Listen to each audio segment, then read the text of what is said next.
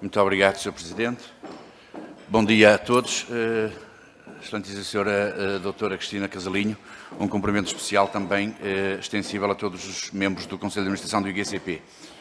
Antes de mais, dar os parabéns pelo relatório que, apesar de algo tardio, é um documento claro, conciso e de fácil leitura. Relativamente à realidade reportada, ano de 2019 e aos dados macroeconómicos nele contidos, registra-se que há um comportamento favorável e consistente destes dados macroeconómicos e orçamentais em 2019. E quem ler o relatório facilmente poderá vir aqui alegar que há contágio de discurso entre o Governo e o IGCP, porque a similitude de linguagem é assinalável. Mas são os números que são e é uma realidade fechada, portanto, nada a apontar. Verifica-se que o desempenho da economia em 2019 permitiu alongar para 25 trimestres o maior ciclo de expansão desde a criação da moeda única. Verifica-se de igual forma que Portugal registrou em 2019 o primeiro excedente orçamental em período democrático, 0,2% do PIB em contas nacionais, e que a dinâmica económica foi acompanhada de uma grande disciplina na gestão das finanças públicas. Está também assinalado, e já aqui foi referido pela doutora Cristina Casalinho, a significativa melhoria das condições de financiamento da República ao longo do ano de 2019, bem como a importância que o crescimento económico sustentado e a melhoria da situação das finanças públicas tiveram para que os ratings da República continuassem a melhorar ao longo do ano de 2019.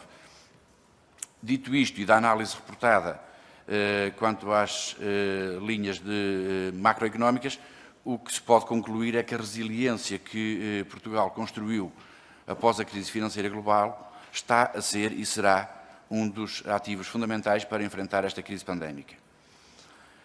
No que diz respeito à ação do IGCP e da gestão da dívida da República, o relatório confirma que 2019 foi um ano de desaceleração da economia ao nível geral, mas que Portugal continuou a comportar-se nos mercados financeiros ao mesmo nível dos outros Estados e até em condições melhores, em muitas circunstâncias. Houve o tal, já referido, reforço da credibilidade da República no plano internacional, que se traduziu na melhoria dos ratings, no alargamento da base de investidores, em dívida pública portuguesa e na consolidação de uma presença regular no mercado. Também se verificou o já referido igualmente aumento da procura por maturidades mais longas e a maioria das emissões de dívida de médio e longo prazo centrou-se na maturidade de 10 anos, sendo que maturidades inferiores a 6 anos foi apenas 3%.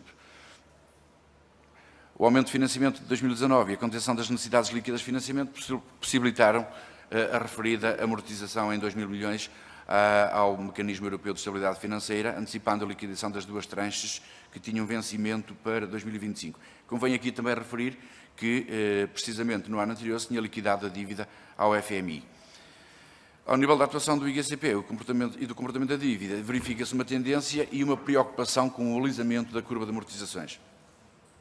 Mas preocupa-nos essencialmente, Sra. Doutora, a atualidade e o futuro e, neste contexto de pandemia e considerando que estamos já hoje no último dia do mês de setembro, a repercussão mais imediata da pandemia foi, obviamente, um aumento das necessidades de financiamento devido à atuação dos estabilizadores automáticos num quadro de recessivo e de necessidade de apoio com medidas sociais para ajudar as famílias, as empresas e as instituições. Relativamente à questão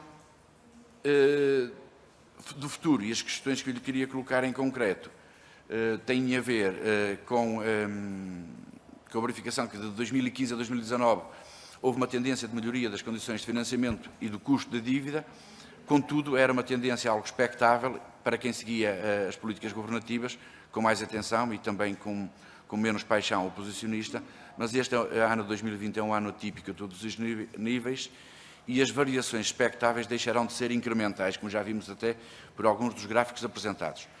Portanto, começando pelas questões que lhe queria colocar, que tipo de variações é que poderemos estar aqui a discutir daqui a um ano, considerando que estamos já a cerca de 3 meses do final do ano e será já previsível alguma tendência. Queria também pedir-lhe, termino já, Sr. Presidente, queria também pedir-lhe uma abordagem um bocadinho mais detalhada à questão dos Panda Bonds, que na altura geraram alguma controvérsia. Fale-nos um pouco mais em detalhe, que procura que tiveram, que custos é que teve a cobertura para euros, que benefícios é que se poderá tirar deste tipo de operações e se há a expectativa de a repetir. Para terminar, e depois tenho outras questões que colocarei na outra fase, se considera o IGCP que esta operação dos Panda Bonds foi ou não um sucesso. Muito obrigado, Sr. Presidente. Obrigado, Sr. Presidente.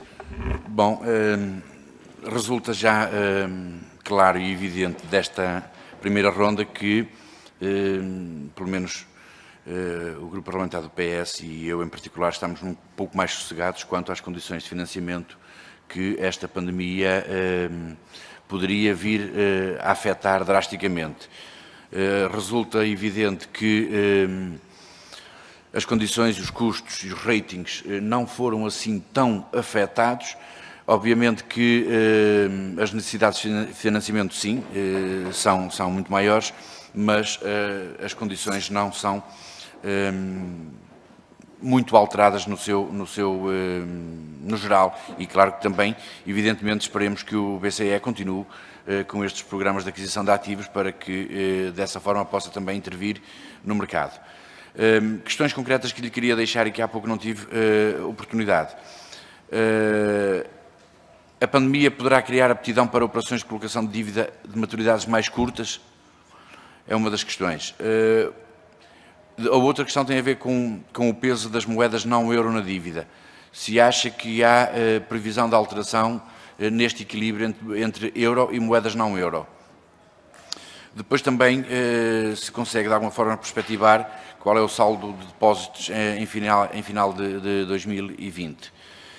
E porque é que 2020 teve um início do ano com um pico tão elevado de reembolsos?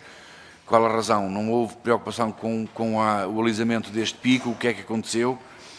E, por fim, para terminar, quais os benefícios concretos, em concreto, com a aplicação do princípio da unidade da tesouraria? Nós já percebemos que foi uma das causas, ou um dos motivos para gerar possibilidade de fazer amortizações antecipadas, nomeadamente aqueles 2.000 milhões ao mecanismo de estabilidade europeu, mas, em concreto, onde é que foram obtidas estas mais-valias, estas vantagens, estes benefícios? Muito obrigado.